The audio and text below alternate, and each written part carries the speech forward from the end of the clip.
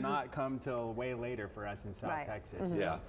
We're good there. We're pretty close to where we should be given the date here. Average high for today's 87. We hit 88 degrees. I know it seems like we should be talking about cold weather, but we live in South Texas, not New England, and we typically do get up into the 80s and upper 80s at that this time of year. 85 right now, an east wind at 13 miles per hour. Dew point is still in the 60s.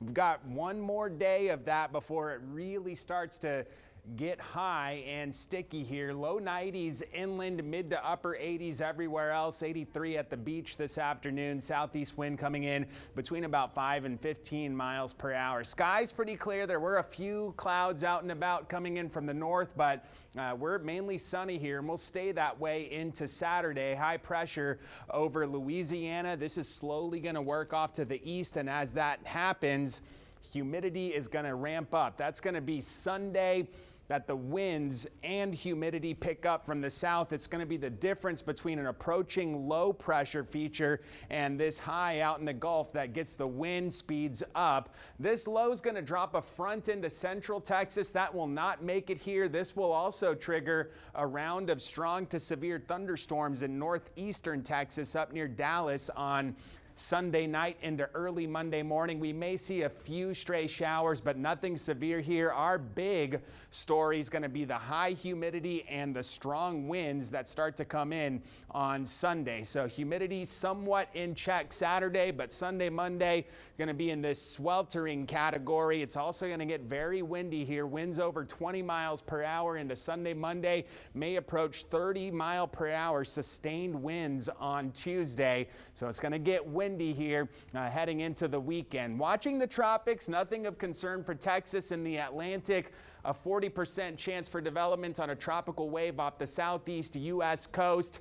A 90% chance for development on this tropical wave that we've been talking about. This is the one that's going to track to the west and bend north into Mexico next week. You'll see this develop. It may be Pamela by the time that happens, but this is going to move into the Pacific side of Mexico. The remnant energy and moisture from this is going to track toward Texas late in the week next week. You see that remnant spin there. It'll interact with a stalled frontal boundary. It looks like Thursday, Friday, maybe even into Saturday, we are going to be set up for an active period of weather. Heavy rain, the main threat given this forecast. So we're going to have to pay attention to that. Beyond that, this may move to the north and try to spin up in the Gulf. That's way long range, but something to watch nonetheless. You see the 6 to 10 day precip outlook from the Weather Service indicating that higher probability of rain